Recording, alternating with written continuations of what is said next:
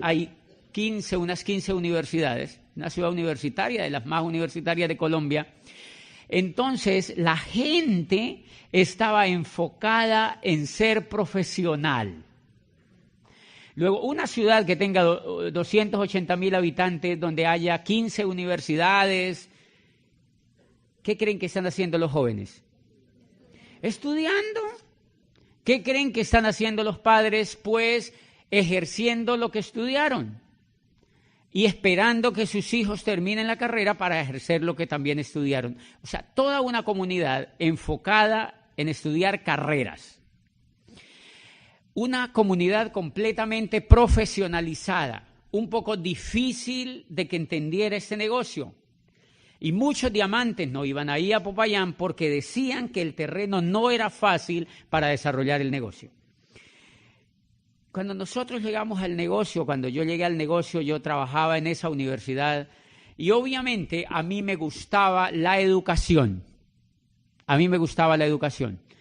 Luego, como me gustaba la educación, yo por eso había aceptado ser rector de esa universidad, me gustaba mucho el tema de la gente y me gustaba obviamente el tema de la educación. Cuando yo encontré el negocio, conecté inmediatamente con la educación y con la posibilidad de que la educación fuera impactante para las demás personas. Número 1, esa educación empezó a impactar en mí.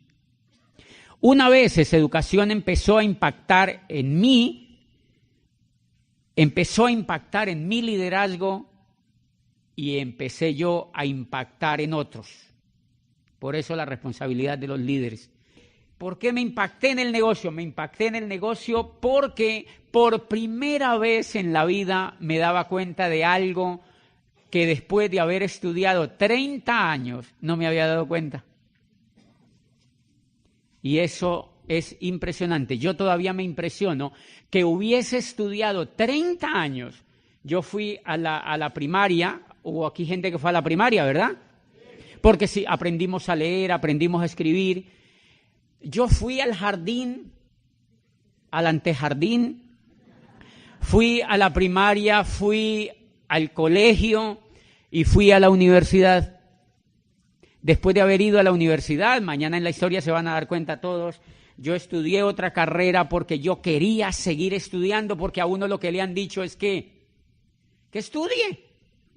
Entonces yo estudié una carrera, ya había estudiado, miren, si ustedes se ponen a darse cuenta, uno estudia 5 años en la primaria, 5 años en la secundaria, 5 años en el bachillerato, 5 años en la universidad y después uno se gasta unos 3 haciendo posgrados.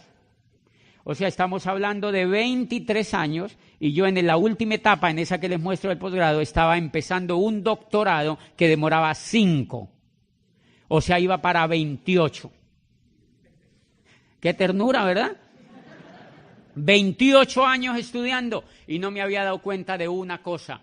Me di cuenta en ese negocio. Que yo había sido preparado para trabajar en la era industrial. Que yo había sido preparado para trabajar en la era industrial y que había un problema terrible y era que la era industrial se había empezado a acabar desde 1959.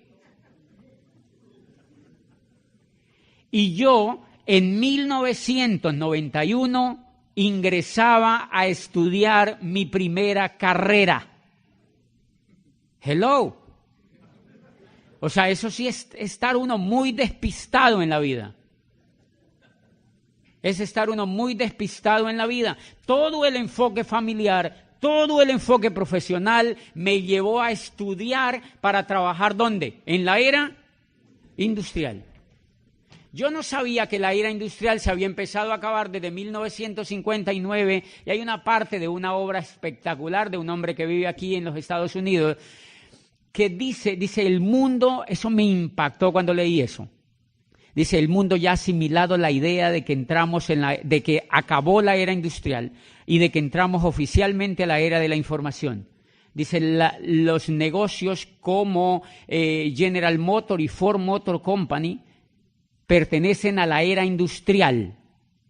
Dice, las franquicias como McDonald's y esas franquicias famosas son la frontera entre la era industrial y la era de la información. Dice, pero los negocios de mercadeo en red son la auténtica demostración de la era que vivimos, de la era de la información. Y eso me impactó, y eso a mí me impactó. Y claro, eso te da elementos para pensar, ¿cómo así que la era industrial no existe? ¿Cómo así que la era industrial ya se acabó? Y uno de los grandes errores que cometemos todos los seres humanos es hacer lo que hace la montonera. Todos los grandes errores en todas las etapas de la evolución humana se cometen porque el ser humano es un poco rebañista. O sea, nos gusta estar donde están todas las ovejas. O sea, nos gusta estar donde están todas las ovejas. Claro, el gran problema es que la era agrícola duró 10.000 años. La era agrícola duró 10.000 años. 10.000 años duró la era agrícola. ¿Mucho? Bastante. ¿Cuánto duró la era industrial? Menos de 300 años. Quizá la gente creía que la era industrial iba a durar 10.000 años. No, duró menos de 300 años y sucumbió. ¿Cuál es el gran colapso? Y esa es una cosa importante para el liderazgo, porque muchos de los líderes no se califican a diamante porque no saben qué es lo que están haciendo. Y si no saben lo que están haciendo, tienen miedo. Tienen miedo de contactar a otros, tienen miedo de dar el mensaje y tienen miedo de tomar una decisión. Una de las cosas que me ayudó a mí fue la información sobre lo que hacía, fue entender lo que yo estaba haciendo. Y entonces eso a mí me impresionó. Si la era agrícola había durado 10.000 años, la era industrial en la cual yo estaba preparado para trabajar ya se había acabado, se estaba terminando de acabar y yo estaba haciendo un doctorado para trabajar en ella. Eso explica una cosa para que los tranquilice a todos. Si ustedes tienen hijos que no quieren estudiar, si muchos de ustedes no fueron a estudiar, los felicito. Los felicito, los felicito. Ustedes, no porque no aprendan, sino porque gracias a su voluntad y gracias a la persona que a usted le mostró este negocio, usted entró a hacer una carrera en la era de la información, en la era vigente, una carrera que es competitiva y que al menos yo estoy seguro que nos va a durar otros 200 años.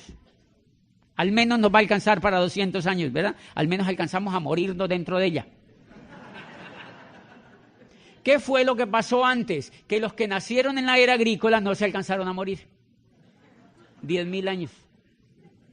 Muchos de nuestros abuelos, de nuestros padres, nacieron dentro de la era información, de la era industrial, perdón, y alcanzaron a morirse. ¿Qué era lo importante en la era industrial? Jubilarse. La gente entraba a una gran empresa, ¿a qué? A jubilarse.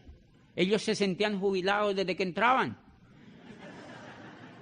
Uno se moría en vida desde que entraba a la empresa. Porque cuando la era industrial estaba en su furor, ¿qué era lo que mantenía a la gente con ganas de estar allá? Que se podían jubilar. Que había estabilidad, ¿se acuerdan? Que había estabilidad, que habían buenas prestaciones sociales, que la gente tenía cierta dignidad. Y entonces los hijos podían ir a buenos colegios y ellos podían tener buenas casas y buenos carros. Y por eso ustedes recuerdan que muchos de nuestros padres que trabajaron en empresas de la era industrial, de aquella era que se acabó, muchos de esa gente amaba a esas empresas. Entonces ellos tenían el botón de la empresa, en la casa había la toalla de la empresa, ¿se acuerdan? Goodyear en la toalla, ¿verdad? General Motors en la toalla. La gente tenía el vaso de tomar el café, el chocolate de la empresa marcado, ¿se acuerdan? La gente tenía hasta medias con la marca de la empresa, calzoncillos con la marca de la empresa. O sea, tenían identidad con la empresa porque la empresa les permitía. Tenían la bacenilla de la empresa, tenían montones de elementos que les permitía a la gente sentirse orgullosa de lo que hacían. Pregunta: ¿es posible hoy esperar jubilarse en una empresa? No, y mire que responden en coro. No, radicalmente no. ¿Por qué? Porque la era industrial ya se acabó. Si ustedes quieren que les cuente una cosa, mire a dónde llevan la masa del pueblo desinformado. Si usted escucha hablar a cualquier político en los Estados Unidos o en cualquier parte del mundo, le van a decir a la masa desinformada que el empleo se está recuperando. ¡Qué lindos! Porque la masa de allá afuera lo único que hace es ver televisión. Y ellos necesitan mantener a esa gente un poquitico contenta, con un poquitico de esperanza, porque qué tal que les digan: no, esto se acabó. Esto se fregó del todo y ustedes tienen que ponerse las pilas. No les van a decir eso. Entonces le muestran a la gente estadísticas donde le dicen el empleo se está recuperando. Mira, estaba el desempleo era del 20 o del 25 y ahora estamos en el 24.85. Dice, hemos bajado medio punto y esto va bien, se va recuperando. Toda la teoría, todo lo que sale en este momento de gente seria que analiza el cambio de era, dicen el empleo es un asunto del pasado. El empleo es un asunto del pasado porque el empleo fue la evolución de la esclavitud. El empleo fue el estadio donde llegó la esclavitud una vez y acabó en la era agrícola. Entonces apareció el empleo. El empleo, ¿han visto cómo se le parece a la esclavitud? Es increíblemente parecida. El jefe es el dueño del tiempo tuyo. Y hace 5 años del mío. Imagínate. El jefe es el dueño del tiempo tuyo. El jefe es el que dice cuando tú sales a vacaciones o cuando tú no sales. El jefe es el que te dictamina todo lo que tú puedes o lo que tú no puedes hacer y tú tienes que pasar mucho más tiempo, la gente allá afuera tiene que pasar mucho más tiempo con el jefe que con su familia. ¿Cómo uno explica eso?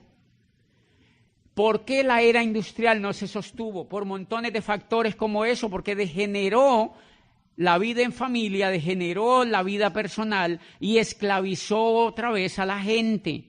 ¿Ustedes conocen gente allá afuera que tiene que trabajar duro para poder solamente sobrevivir? ¿O no conocen? Solo para poder sobrevivir, señores. Cuando el empleo se acaba la segunda era donde evoluciona la esclavitud. Miren lo interesante, lo único que el empleo cambió frente a la esclavitud es que a uno como empleado no le pegan. Es lo único. ¿Y por qué no le pegan? ¿Por qué no le pegan? Porque cuando los grandes empresarios que hubo en Inglaterra, en toda la Inglaterra que se desarrolló después de la máquina de vapor de Watson y cuando iniciaron las grandes empresas, a la gente le pegaban y le pagaban tan poquito, pero tan poquito, que la gente se moría de hambre en las calles de Roma, en las calles de Londres, de Florencia y de Milán. Se morían de hambre comidos por las ratas. Y los trabajadores se rebelaron y quemaron las fábricas. El ser humano, cuando le tocan una parte que es la dignidad, pero hay algunos grupos humanos que cuando le tocan la dignidad, a esa gente le habían tocado la dignidad en lo más profundo, porque había muchos compañeros que perdían la vida, se rebelaron y apareció la primera gran revolución del trabajo y quemaron las fábricas completamente, las arruinaron. Y entonces el Estado incipiente les dijo, ok, vamos a legislar. Eso hay que controlarlo. Señores empresarios, ustedes pueden contratar a la gente, pero hay unas leyes que los van a controlar. Mínimo les tienen que pagar el salario mínimo. Número 1. Por eso existe el salario mínimo, si no nos pagaban lo que les diera la gana. Si no, la gente diría, no, harta gracia que le dé la comida, ridículo. ¿Sí me entiende? O sea, la gente, la ley le dijo, mínimo le tienen que pagar el salario mínimo. Número 2, no les pueden pegar. Porque si les pegan, incurren en la violación de la ley penal. Por eso es que a uno no le pegan. No le pegan físicamente, pero le pegan psicológicamente a la gente. María, si tú no rindes, hay 50,000 personas de México que quieren pasar la frontera.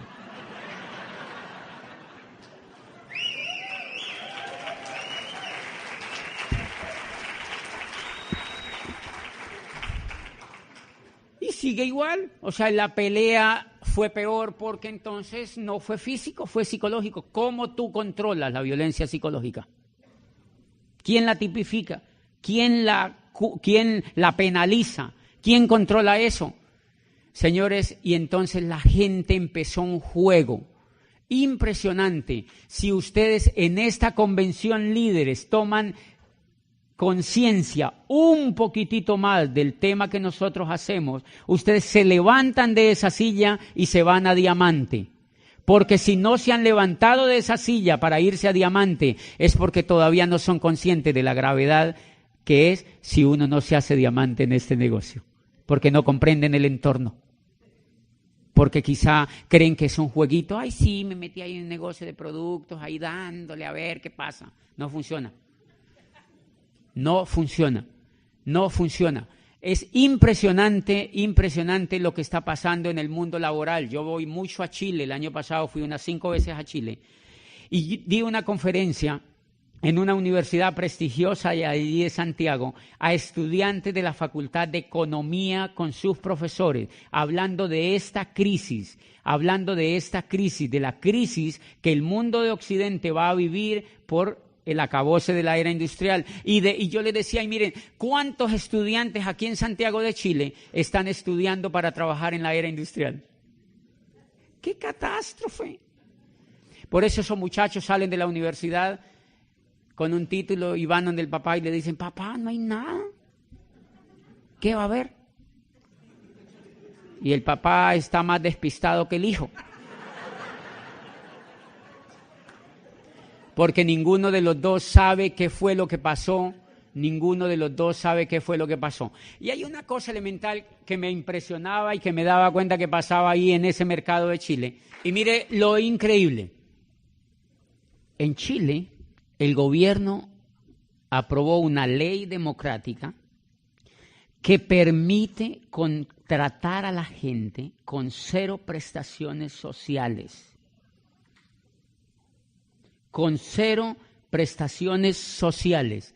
Ese es el futuro que les espera a la gente que no se educa como empresario y a la gente que está esperando que la contraten y que la sigan explotando las empresas. Esas personas van a salir educadas a un mundo donde van a tener una calidad de vida increíblemente mala. En Colombia están contratando muchachos muy jóvenes, brillantes de prestigiosas universidades por $500. $500. Y cuando eso, le dicen al muchacho que es para que coja experiencia. Y cuando ya tienen unos 10 años, entonces ellos dicen, oh, si ya no corre igual, ya no es lo mismo, ya se está poniendo como canción, reemplacémoslo por 2 de 20. Reemplacémoslo por 2, cuando ya la persona está cumpliendo 40 años, entonces lo reemplazan por 2 de 20. Y la persona sale allá desinformada, desmotivada, completamente desahuciada por el mundo laboral, a echarle la culpa al gobierno, a echarle la culpa a los demás. y a quejarse, y a quejarse, y a quejarse, y a quejarse. Carencia de información. Mire, en todo lo que nos ha metido el mundo laboral, la era industrial nos metió en un jueguito increíblemente espectacular. La era industrial nos metió en este jueguito y es que nosotros, fíjense, por eso les digo que no, mire, la gente en general hace este juego allá afuera. La gente va y estudia. Normalmente el papá paga el estudio. ¿De quién es el colegio donde el muchacho estudia? ¿De un rico o de un pobre? Normalmente de un rico. Casi los pobres no tienen colegio, mire qué cosa tan rara. De verdad, es bien raro, pero ese colegio es de un rico. ¿Quién trabaja para pagar ese colegio? El papá trabaja en un puesto, hace lo que haya que hacer para pagar ese colegio. Okay. El muchacho estudia y cuando se va para la universidad, normalmente el muchacho saca un crédito. Aquí también se da igual, le dan un crédito para que estudien y el muchacho se va con un crédito a la universidad. Cuando ese muchacho sale de la universidad, sale con la primera cruz. Una deuda. Lo han educado para que se endeude. Y él ya sale con la primera gran deuda. O sale el muchacho o sale el papá. Pero nadie se vuela de esa deuda. ¿Ok? El muchacho va a una empresa y imagínense solamente con ustedes, no lo tomen solo por la universidad, porque a partir de aquí es el jueguito igual para todos. Sea que haya ido a la universidad o sea que no, el jueguito es igual porque lo diseñaron democrático, o sea, para que todo el mundo caiga ahí en ese jueguito. ¿En qué consiste? El muchacho va allá a la empresa y lo contratan. ¿El dueño de la empresa es un rico o un pobre? Normalmente es un rico o es alguien que tiene más ingresos que el que quiere trabajar, porque si no tuviera más ingresos que el que quiere trabajar, pues el otro no iría a trabajar allá. O sea, uno va a trabajar, adivine por qué. Porque ama el trabajo. Porque lo ama. Yo les propongo, si ustedes les dicen mañana que a partir de mañana así vayan a trabajar, les van a suspender el pago por un año, ¿ustedes seguirían yendo así felices? ¡Oh, yo trabajo en AT&T! Así, ¿no? ¿Irían? Uno va a trabajar porque tiene que vivir. Lo que pasa es que la gente, a uno lo educa para que yo amo el trabajo. O sea, sí, hay gente que le gusta lo que hace y no todo el mundo lo hace por dinero, pero la gran mayoría de gente le tiene que ir a trabajar porque no tiene dinero. Y entonces miren lo que pasa, el muchacho va a una universidad, sale con una deuda y va y se emplea a una empresa, la empresa del rico, y el rico se asegura que le pague lo suficientemente poco para que él nunca se vuelva rico. Y el muchacho no sabe cómo es el juego, es el juego de la economía. Entonces el muchacho se va para la casa y cuando llega a la casa, como él ya tiene sueldo, él dice, estoy como aburrido aquí en la casa. Entonces él va a un centro comercial y en el centro comercial lo primero que ve es un plasma. Y él dice, no, pues yo no lo voy a comprar a contado, yo lo voy a comprar a crédito. ¿Quién le vende el plasma? Un rico. Y entonces él se sienta cada que sale del trabajo, ya ahora va a trabajar todo el día y se sienta a ver el plasma. Y en el plasma le dicen todo lo que tiene que hacer y comprar. ¿Qué hace el muchacho? Va y compra lo que le dicen en el plasma. ¿Dónde va a comprar? Al almacén de un rico. Y él no se da cuenta, él va y compra al almacén de un rico y normalmente cuando él compra, él se da cuenta de un detalle, no le alcanza la plata. Yo les quiero hacer una pregunta. ¿Alguien ya se dio cuenta de ese detalle?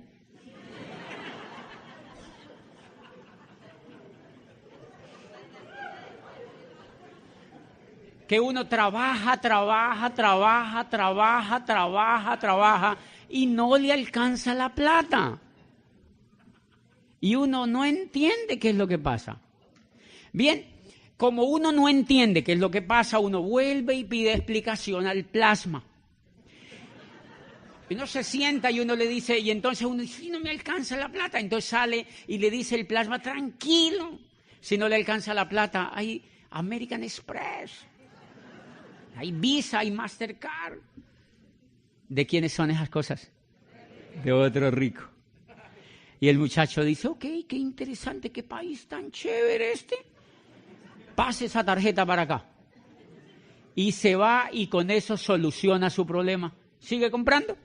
Sigue comprando, sigue comprando, sigue comprando y vuelve, trabaja y ve televisión y ahora la plata que le dan pues la reparte para pagar la tarjeta, que es donde compra el mercado, donde compra cosas para estar bien, pero también esa persona tiene que vivir y normalmente ya no vive donde los papás, sino que vive en una casa. ¿Esa casa él la ha podido comprar? No, es alquilada. ¿De quién es? De un rico. Entonces, mire, ya le paga la universidad la deuda en que lo metió. Ya le paga la visa al rico y ahora le paga la casa que es donde tiene que vivir. Pero como él sigue viendo el plasma, le dice, usted tiene que tener una casa propia. Sus hijos acaban de nacer y usted tiene que tener una casa propia. Televisor, pero no tengo plata. Y el televisor le dice, tranquilo, se la fiamos. Se la fiamos, pequeñas cuotas. Se la fiamos a 30 años, 30 tiernos años. Y el muchacho dice, oye, qué país tan increíble, 30 años, y el muchacho ya tiene casa y entonces empieza a trabajar y sigue pagando ahora los intereses de la casa. El muchacho está llegando a los 30 años y tiene 30 años para pagar la casa. ¿Alguna vez te has sentido así? No con el tema de la próstata, pero sí con el tema. Ok, ¿qué es lo que pasa? Que la gran mayoría de la gente allá afuera es analfabeta financiera. Y ese es el juego de la economía. Entre más analfabetas financieros haya, hay más ricos de esa naturaleza. Porque el juego de ese tipo de riqueza es que haya analfabetas financieros. Este país donde ustedes viven, adivinen con qué lo levantaron, adivinen con qué lo sostienen, con una técnica que se llama endeudar a la gente. Si no endeudan a la gente, no hay Estados Unidos de América. Si no hay esclavitud, no hay Estados Unidos de América, porque el modelo está hecho para enseñarle al niño desde que sale del vientre de su madre, pues del de la de él, obviamente, está hecho para enseñarle a ese niño que él tiene que endeudarse por su país. Él tiene que endeudarse. Por eso toda la publicidad está dirigida a que la gente se endeude. ¿Conocen gente endeudada aquí? ¿Han visto que toda la cultura ronda en torno a la deuda? Señores, si uno no entiende ese juego, a uno se le va la vida sin entenderlo y uno nunca puede hacer algo que valga la pena. Por eso amo este negocio. Por eso amo este negocio.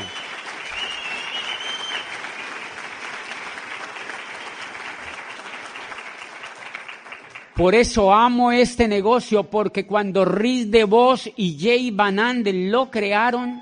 Lo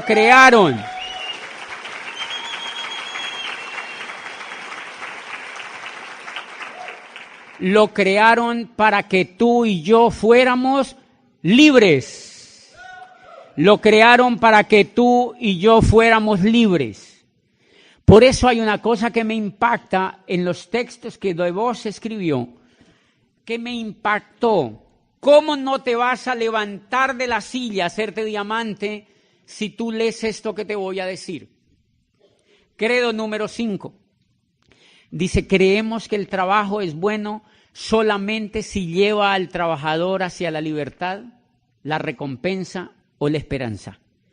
Dice, si tu trabajo no es satisfactorio en lo emocional, en lo psicológico, en lo espiritual y financiero, lo mejor es que lo dejes lo más pronto posible y te consigas otro que sí lo sea.